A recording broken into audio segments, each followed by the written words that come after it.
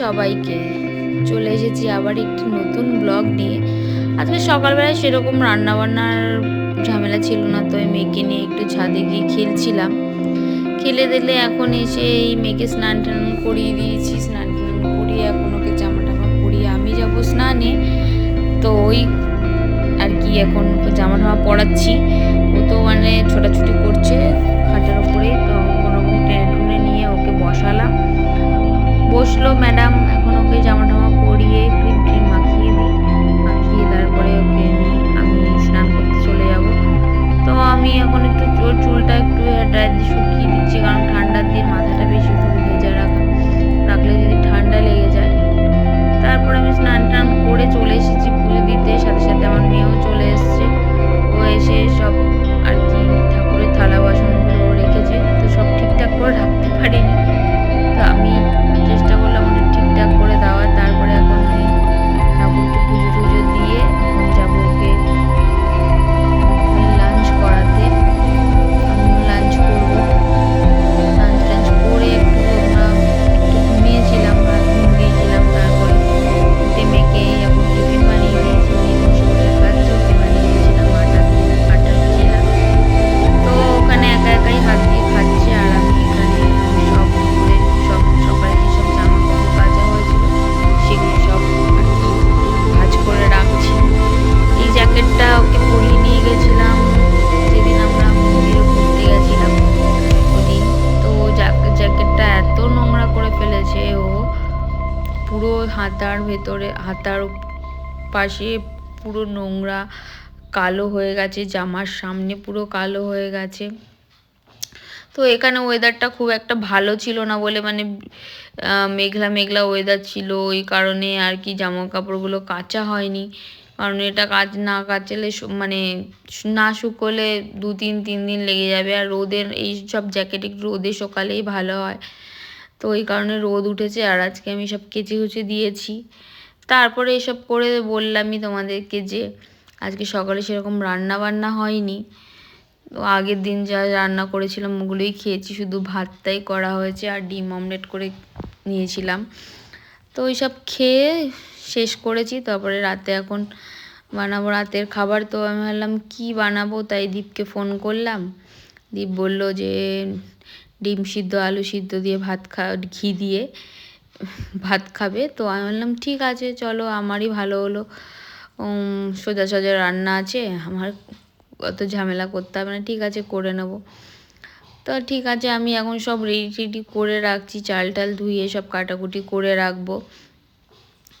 তারপরে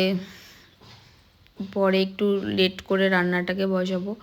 তো আমি সবসময় চাল টাল ধুয়ে আধা ঘন্টা রান্নার আর কি আধা ঘন্টা 1 ঘন্টা আগে চালটা ধুয়ে ভিজিয়ে রাখি।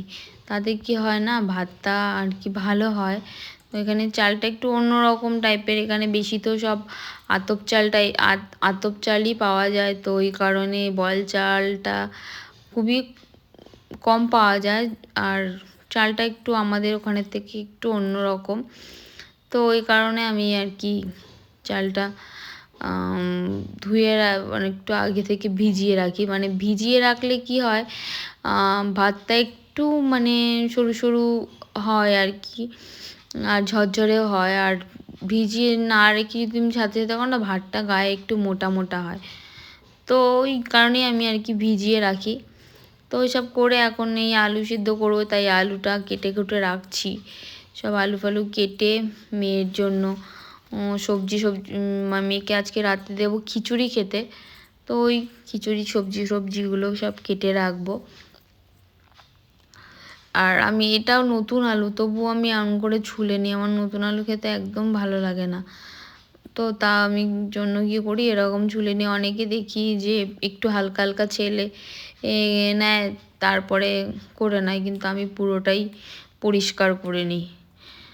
তো তারপরে আমি আলুটা আর কি রান্নাবান্না করি।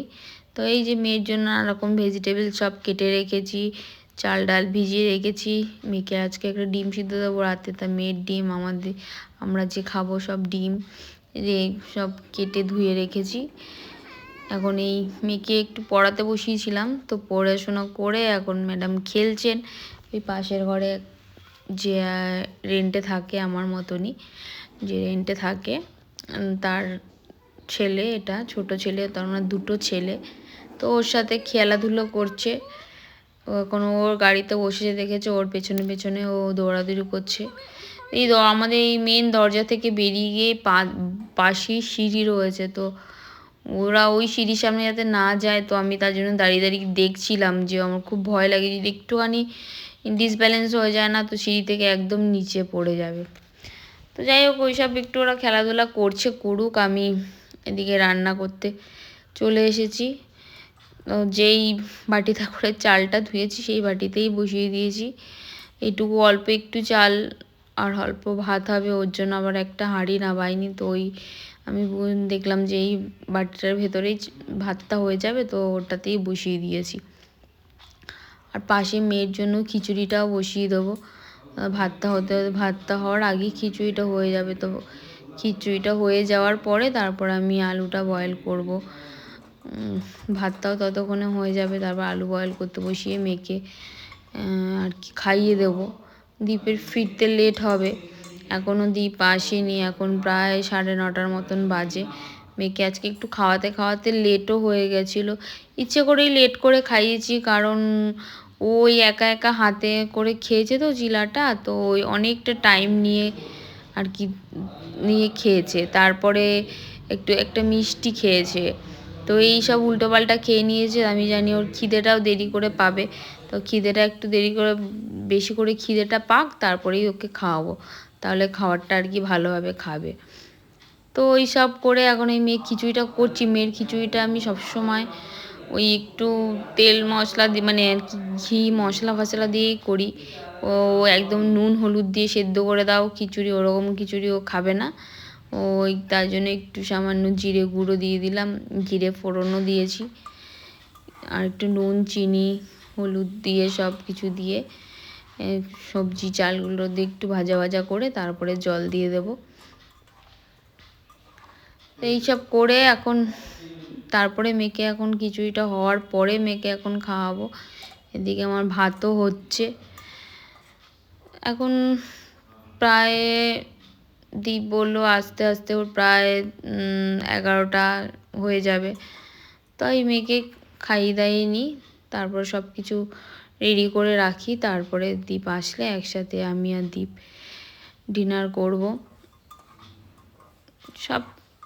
এইসব ডিনার তারপরে খিচুড়িটা হয়ে যাওয়ার পরে মেয়েকে খাইয়ে দাইয়ে নিয়ে এখন এই মেয়ে সব খেলনা খেলতে খেলতে সব ছড়িয়ে রেখেছে। ওকে বলেছি যে সব এখন তুই গুছিয়ে রাখ, যে তুই এখন শুতে যাবি, তাড়াতাড়ি সব গুছিয়ে রাখ। তো গুছিয়ে রেখেছে, আরও বললে গুছিয়ে রাখেও, হয়তো পুরো ঠিকঠাক করে রাখতে পারে না, কিন্তু চেষ্টা করে। কিন্তু এটাই তো অনেক না, যে এখনই ও চেষ্টা করছে কিছু কাজ করার,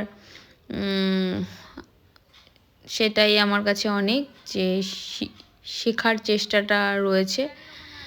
তো যাই হোক, ও সব গুছিয়ে টুছিয়ে রাখলো, আবার দেখছে এদিক ওদিক ঘুরে যে কোথায় কি পড়ে আছে। এখন এইসব করে তারপরে মেয়েকে নিয়ে গেছি এই বিছানা পরিষ্কার করতে, ওকে শোয়াবো। তার আগে বিছানাটা ঝেড়ে নিচ্ছি, আর ও ব্যাস আমার সাথে সাথে চলে এসছে, ঘোরাঘুরি করছে, একটু নাচ করছে। আর এই যে এখানে একটা কাগজ পেয়েছে, ওই কাগজটা মা বিছানা ঝাড়ছে আর ও বিছানার মধ্যে তুলে দিচ্ছে। যাই হোক, এখন মেয়েকে ঘুম পাড়াই, তারপরে দেখা হচ্ছে আবার একটি নতুন ব্লগের সাথে। তো টিল দেন তোমরা ভালো থেকো, সুস্থ থেকো, সাবধানে থেকো। আর ব্লগটা ভালো লাগলে চ্যানেলটাকে লাইক করে দিও আর সাবস্ক্রাইবও করে দিও। Tata, good night.